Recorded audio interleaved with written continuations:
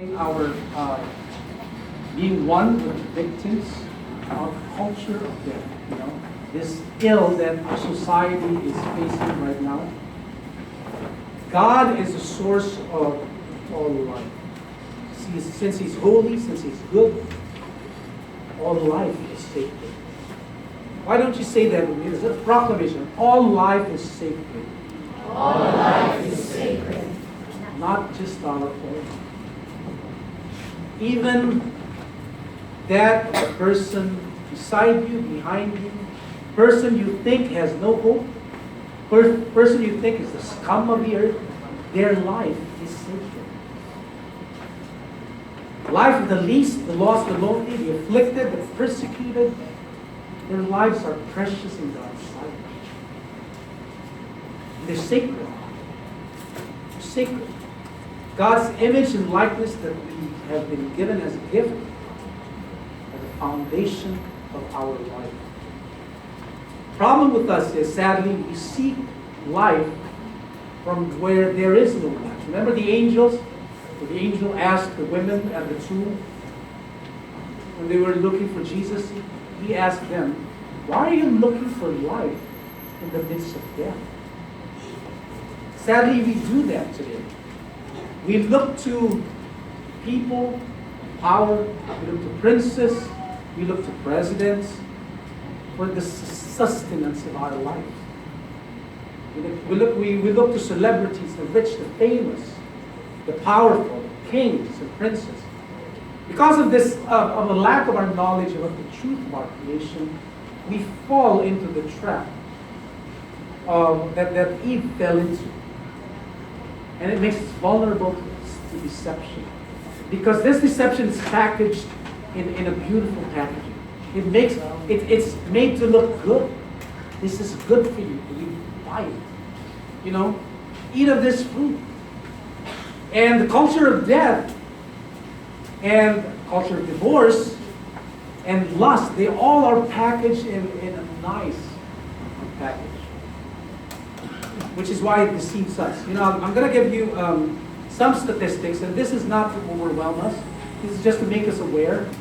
Because, like the song says, though this world with devils filled should threaten to undo us, we will not fear, but God hath willed His truth to triumph in us. Death, the last enemy, will be conquered, and it will be conquered. Because God said so. God said so. In worldwide, imagine this. Just imagine this for a moment. 125,000 babies are aborted every single day. So 125,000, 6 figures per day. Makes an average of 5,200 per hour. Every hour, 5,000, 87 or so per minute. About 1.5 every second. Every 2 seconds, 3 babies die, are killed.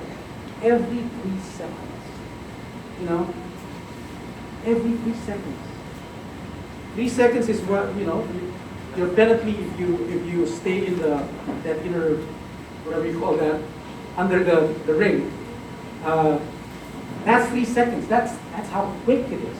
How quick it is to die every 3 seconds. So the U.S. alone, 887 die a day in abortion.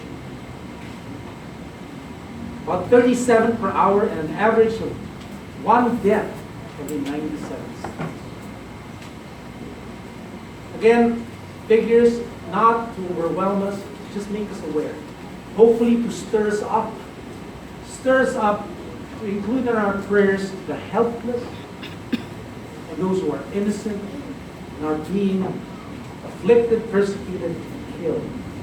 50%, again in the U.S., of pregnancies that are unwanted.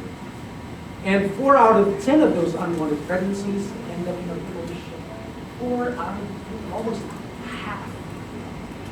A fifth, 22% of all pregnancies, not including miscarriages, end up in abortion. Why? Because somebody whispers in the ears of women, you know what's good for you is to get rid of it. So you have a future. So you have a future. So your future is not interrupted. Divorce. We talk about divorce now. More than half in the U.S. of marriages end up in divorce. 53%. Worse in some countries in Europe, where it's more than 60%. And in Belgium, it's more than 70%. 71. 7 out of 10. Children, imagine your parents having a 70% chance of separating. Can you imagine that? 7 out of 10.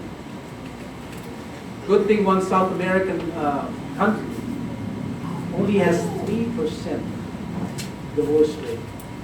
They said, and I'm happy about this, they said that in the U.S. the divorce rate is dropping. It's still high. I mean, half of marriages end up in divorce. Why?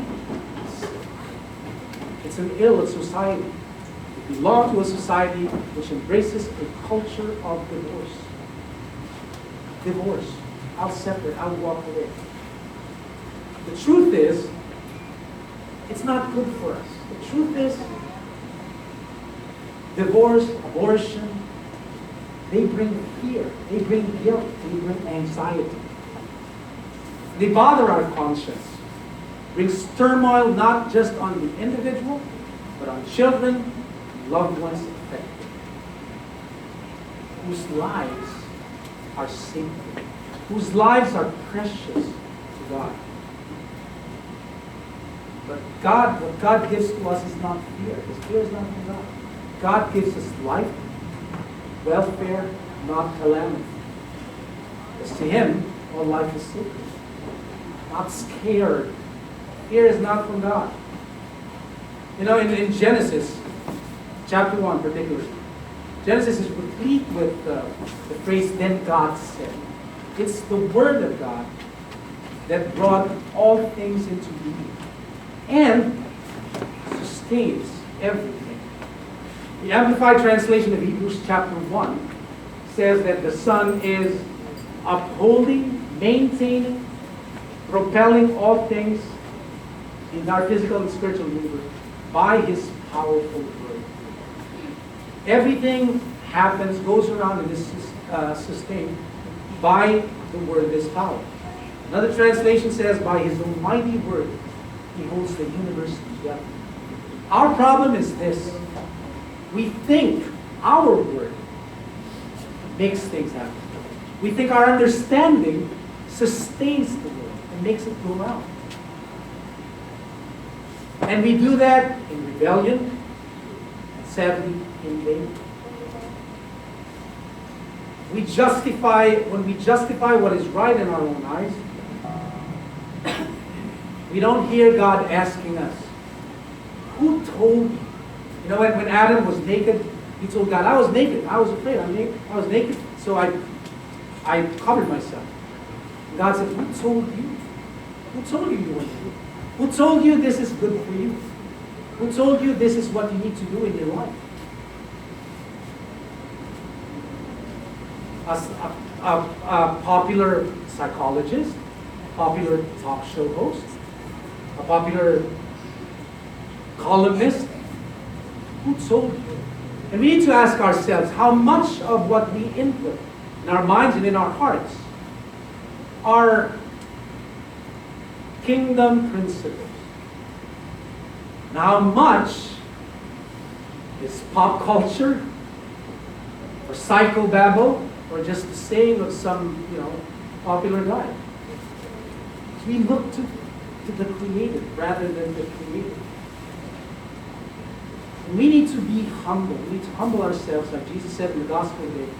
We need to humble ourselves and be like children, teachable. Learn from me, Jesus said. Teachable and dependent on Him. Be like a child. If you want to be great in the kingdom of God, be like the youngest. The disciples, again in today's gospel, and elsewhere, they often argued about rank, right? Who's the greatest? James and John wanted the right and left hand of place of Jesus. And he tells them, you know what? You want to be great? Be humble. Because if you humble yourselves, that is when you experience the kingdom of God. Because it's not so among you what the Gentiles do. You know, they lord it over each other. They get themselves ahead at the expense of others. Take heed. Take heed. Because it's not so among you. We ask, well, what about free will? Aren't we given free will? And isn't that what we choose our stance of being pro-choice on? Well, you know, free will is given by God for us to willingly manifest the divine nature that we partake of. If we are robots, we don't have free will, then we are not created in the image of God. Because God freely, willingly, voluntarily does good. And that's what we have on the inside of us, the divine nature that we share with God. Free will is not a license to go against that nature. You know, there's a very, very good principle can be taken out of this portion of Scripture, out of 1 Corinthians chapter 8, where St. Paul said that food doesn't make one better or worse. And he warns for us to be careful that our liberty, some translations says our right, doesn't ruin the weak brother for whom Christ died. By sinning against him, by causing him to stumble, you actually don't sin against him, you sin against Christ himself. Because he purchased him with his blood. His life is precious to him. If what I do causes my brother to stumble, I'll never do it again. Whether it be eating meat or whatever. I don't know, smoking, drinking, whatever. You may think, well, there's nothing wrong with it.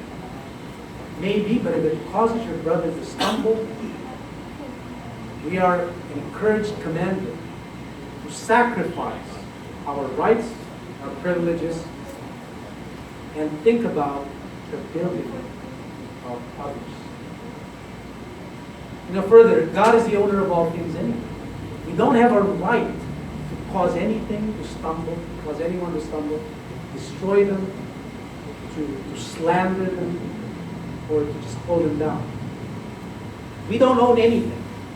Not our possessions, not the land that we put in our name, and for that matter, not even our own, what we call our lives. Our lives are God's. They belong to God. They do. They're mere stewards who have been entrusted with these things. And I'll go even further. Not just entrusted with these things, but are accountable for these things. Accountable. Romans chapter 14 says, who are you to judge the servant of another? Who are you to destroy the property of God? Who are you to slander, to put down him for whom Christ died, and whose life is sacred to him and precious, and whom he loves? Stealing, killing, and destroying are the works of the devil, not the children of God who share, who partake in his divine nature. Those things are not rights, those things are sin. And are against the divine nature in us. You know what? Pro-choice is not just about abortion. Our proclamation of all life is sacred is not just about fighting abortion. It's going against, or proclaiming against the love of self. You know, many times we do what we want for pleasure, for ease, for convenience, for freedom from responsibility, and the desire to be free from God's commandments and His authority. And I've said this before, I'll say it again. We're not a church that is pro-life. We're not a church that is pro-life. We're a pro-life church. It's not a stance, it's not a position. It's not an opinion. It's a vocation. It's a mission. It's a calling. It's a commitment. Everything we do should be geared towards the enrichment of life. Ours, hopefully last, others first. All life is sacred. We are to take a firm stand against the killing, the affliction, the persecution of the innocent and the helpless. Babies or otherwise. We don't fight for the helpless. We're falling short of the glory of God. We're falling short of that divine nature we're supposed to be partaking of. Our treatment of the least or our lack of helping them, we do unto Christ himself. Remember the parable, right? Whatever you do to the least of my brothers, you do unto me. Or whatever you don't do for them or to them, you don't do for you or to me. Think about it this too. Causing the little ones to stumble, just causing them to stumble, is seriously condemned. What about killing them? About taking their lives? That's even more serious. The psalm that we read earlier talks about defending the helpless, crying out to God for their protection, for justice for them. We prayed in the collect, not just for those innocent, lest we have hate in our hearts, but also for those who offend them because they're blinded, those who kill them, those who are involved in their affliction. We need to pray for them too. They're blinded. Maybe they need rebuke, maybe they need strong correction, but their life is precious in God's sight also. Because He's the giver of life, He's the defender and deliverer of those whose lives are oppressed. And we, as partakers of His nature, are to do whatever it takes to promote life, all life, uphold them, sustain them, enrich them. And we are given the free will so we can exercise and choose to respect all life, help the weak, and accept them. Not put them down, not marginalize them, but accept them, make a commitment to help them. The afflicted, the humble, the least, the persecuted, even the immature and those who offend us. Tell the person beside you, ask them, did you hear that? Even those who offend us. Tabi-tabi po, even our in-laws.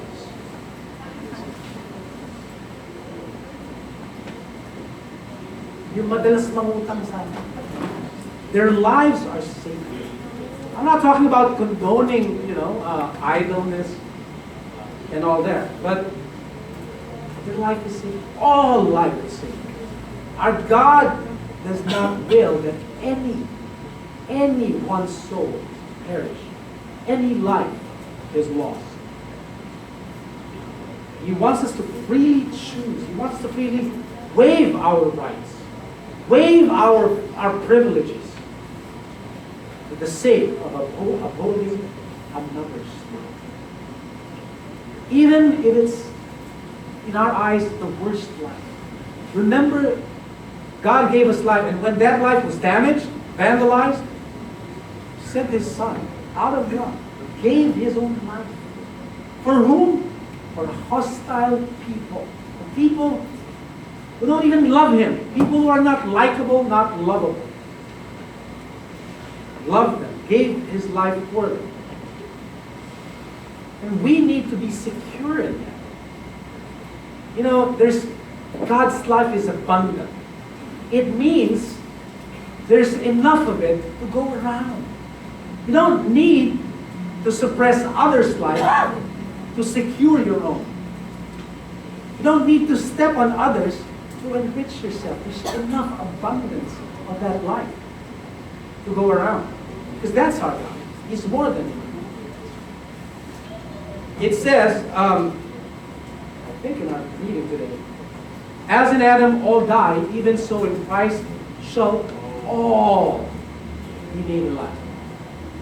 Another translation which I like says, shall all be given life. There's enough for everyone. Enough. You don't need to hoard, to panic and be anxious about our life being threatened. No. Abundant life. We just pause and make an inventory of our life and count our blessings. Most likely what would happen is we would pray less of our needs and more of the needs of others, which are more legitimate. We only learn to count our blessings. You know, Romans says, it's chapter 8, it says that anxious longing of all creation eagerly waits for the revealing of the sons of God. Sons of God are you and I, no matter whether you're female or male. You're all sons of God. And all creation, including some human beings, they eagerly long for liberation from their bondages, from slavery to corruption. All creation. And it's time for us to manifest our being sons of God. You know, I've been calling for another EDSA revolution. EDSA revolution. Not political, but EDSA. Ano ibig sabihin ng EDSA? Epiphany de los Santos. Epiphany of the saints. Revelation of the sons of God. You and I. And you know what? We should be like billboards shouting and proclaiming more loudly than the billboards of that literal word. We need to do that. Those are very dangerous, by the way. All creation is waiting for us to rise up and manifest the divine nature of our God in us and with us. That, my brothers and sisters, is the way it is in the kingdom of our God.